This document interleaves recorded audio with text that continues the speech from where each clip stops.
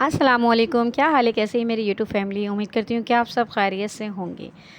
आज मैं कर रही हूँ नाश्ता वगैरह करने के बाद कपड़े प्रेस, क्योंकि आज है जुमेरात और कल जुम्मा है। और ऑफ़िस के कपड़े मैं पहले एक दिन ही कर के इस्त्री और फिर हैंग कर देती हूँ, ताकि मुझे आसानी रहती है। जब मैं सुबह उठती हूँ, नाश्ता वगैरह करती हूँ, उसके बाद जो दूसरे काम होते हैं वो कर लेती हूँ। तो आज मैंने सबसे पहले सोचा कि कपड़े प्रेस कर लूँ, क्योंकि कॉटन का सूट है तो मुझे बड़ी मुश्किल होती है कॉटन के सूटों पे प्रेस करने में। तो वॉशिंग वगैरह मैं बहुत आसानी से कर लेती हूँ। तो मुझे सबसे बड़ा काम यही लग रहा था आज, कि मुझे कपड़े प्रेस करने हैं। तो सबसे पहले यहाँ नाश्ता वाश्ता करने के बाद मैंने यहाँ कर लिए इनके कपड़े प्रेस। और उसके बाद जो है मैंने सफाई वगैरह भी करनी है। आपको पता है दिन तो ऐसे ही गुजर जाता है, कामों में पता ही नहीं चलता पूरा दिन। वो इसलिए कि एक काम के बाद दूसरा काम, दूसरे काम के बाद तीसरा काम, काम जो है वो पूरा दिन ख़त्म ही नहीं होते। हाउसवाइफ़ के तो चलते ही रहते हैं। तो इसीलिए मैंने सोचा कि सबसे पहले मैं कपड़े प्रेस कर लूँ, उसके बाद जो है मैं सफाई कर लूँगी। तो फिर मैंने जल्दी जल्दी झाड़ू लगा ली, घर को साफ़ कर लिया। आज मैंने पोछा वगैरह कुछ नहीं लगाया घर में, वो इसलिए कि मेरी तबीयत थोड़ी सही नहीं थी, गर्दन वगैरह में दर्द था। तो इसलिए मैंने सोचा कि थोड़ा-थोड़ा काम कर लूँ बस। लेकिन मिट्टी वगैरह इतनी होती है, वैसे तो हमारा घर साफ़ ही होता है, इतना गंदा नहीं होता। लेकिन जो खुला हुआ है ना हमारा लाउंज, तो उसमें मिट्टी बहुत ज़्यादा आ जाती है। तो झाड़ू तो रेगुलर ही लगती है ना, डेली लगती है झाड़ू तो। क्योंकि जब डस्ट आ जाती है तो फिर बहुत बुरा लगता है, किर-किर होती है पाँवों में, बहुत अच्छा लगता है। और मैं तो चप्पल के बगैर चलती ही नहीं हूँ। आदत है चप्पल पहन के चलने की, चप्पल के बगैर मैं बिल्कुल भी नहीं चल पाती। तो इसलिए यहाँ मैंने कहा चले मैं सफाई कर लेती हूँ। सबसे पहले सफाई वगैरह करी, फिर मुझे लग गई हल्की-फुल्की भूख, शाम हो गई थी। तो मैंने कहा चलें कुछ अपने लिए बना लेती हूँ। तो मैंने यहाँ एक अंडा ले लिया है और उसे अच्छी तरीके से फेंट लूँगी। और फेंटने के बाद जो है मैं इसके अंदर काली मिर्च और नमक शामिल कर दूँगी। काली मिर्च और नमक जो है अपने टेस्ट के हिसाब से ही शामिल करना। यहाँ मैंने एक अंडा लिया तो उस हिसाब से ही मैंने यहाँ नमक शामिल किया है। और काली मिर्च भी ज़्यादा ही नहीं, हल्की मैंने इसमें ऐड कर दी। और फिर इसे अच्छी तरीके से फेंट लूँगी। और इसे फेंटने के बाद यहाँ मैंने 1 टेबलस्पून के करीब मैदा लिया है और वो इसके अंदर मैं डाल दूँगी। आप सोच रहे होंगे पता नहीं ये अंडे का बना क्या रही हैं, है ना?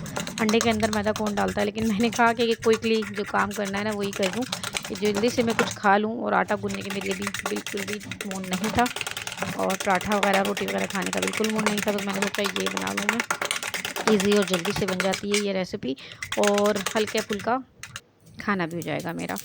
तो इसलिए मैंने कहा ये बना लेती हूँ। उसको अच्छी तरीके से फेंटने के बाद उसके लम्स ख़त्म करने हमने, फुटकियाँ नहीं बने, डेलियाँ नहीं बने। उसके बाद तवे पे हल्का सा ऑयल डाला, ग्रीस करा, उसके ऊपर मैंने ये फैला दिया पूरा सारा जो अपना बैटर रेडी किया था ना, ये मैंने उसके ऊपर डाल दिया।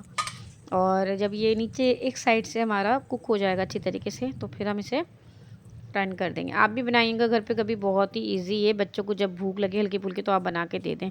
लेकिन ये इतना जो है मैं बता रही हूँ आपको, प्लीज़ लाज़मी आप बनाइएगा और कमेंट लाज़मी कीजिएगा मुझे कि आपको कैसी लगी ये आज की जो मैं बता रही हूँ क्विकली रेसिपी। और ये देख मैंने टर्न कर दिया। अब मेरे पास थोड़ा-सा चिकन पड़ा हुआ था, रात को टिक्के बनाए थे खाने में, तो उसका जो चिकन है वो बच गया था, तो वो मैंने फ्रिज में रख दिया। तो फिर मैं इसकी छोटी-छोटी बोटियाँ कर ली, उसके अंदर शिमला मिर्च डाल दी और प्याज डाल दी अच्छी तरीके से, और उसको मैं इसके ऊपर इस तरीके से रख दूँगी। तो आप इस तरीके से कहें कि ये पराठा हो गया, कुछ भी कह लें आप इसे। लेकिन मुझे जब भूख लगती है तो मैं इस तरीके से क्विकली कुछ भी बना लेती हूँ, ताकि मैं ईज़िली खा सकूँ, मेरा पेट भी भर जाए और हल्का-फुल्का सा खाना हो जाए। तो इसीलिए मैंने ये चिकन जो मेरी रखी हुई थी फ्रिज में, तो मैंने इसे निकाला, उसके ऊपर शिमला मिर्च और हल्की सी प्याज डाली और चिकन को अच्छी तरीके से मिक्स करके इसके ऊपर रख दिया। और अब मैं डालूँगी इसके ऊपर चीज़ घर में हो तो आप यूज़ कर लें, बहुत ही अच्छा टेस्ट आ जाता है इसका ना।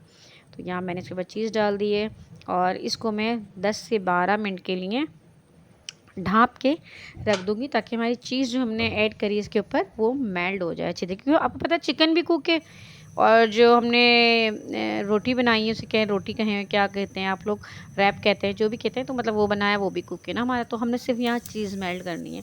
तो 10 से 12 मिनट मैंने इसको रखा था और चीज़ हमारी जो है बिल्कुल मेल्ट हो गई। तो बिल्कुल स्लो आँच पे रखना है, ऐसा ना हो कि तेज़ आँच पे रख दें, नीचे से पूरा वो जो है जल जाए हमारा रैप। तो इसी तरीके से हमने इसको हल्का-हल्का दोनों साइडों से फ़ोल्ड कर लेना है, ताकि खाने में भी ईज़ी हो जाए हमें। तो ये कुक हो गया है मेरा, बिल्कुल मैंने इसे निकाल लिया है। मैं आपको कटिंग करके दिखाती हूँ, इतने मज़े का लग रहा था, खाने में भी इतना टेस्टी। आप इसे केचप के साथ खाएँ, बहुत ही ज़बरदस्त टेस्ट आ रहा था। और क्विकली बनने वाली ये रेसिपी है, तो आपके पास भी अगर चिकन वगैरह कुछ इस तरह का सब बच जाता है, तो आप लोग इस तरीके से बच्चों को दे सकते हैं बनाकर। मैं तो इसी तरीके से करती हूँ, कुछ भी चीज़ घर में वेस्ट नहीं होती। जो चीज़ बच जाती है उसका कुछ ना कुछ बना लेती हूँ, और बहुत ही मज़े का लग रहा था, बहुत अच्छा टेस्ट आया था ये। ये देखें, दिखने में भी बड़ा प्यारा लग रहा है, रोल पराठा जो आप इसे कहें। तो मुझे तो बड़ा अच्छा लगा था और टेस्टी भी था। तो आप लोग भी कभी घर पे बचे तो यही बना लीजिएगा आप लोग। और फिर शाम हो गई थी और अदील आ गए थे, फिर मैंने बना ली यहाँ चाय, और फिर वही हमारी बाकर खाने के साथ हम लोग खा रहे थे। लेकिन अदील का काम तो ख़त्म ही नहीं होता है, जब ऑफ़िस में इतना काम करते हैं लेकिन काम को अपने साथ घर भी लेकर आ जाते हैं वो।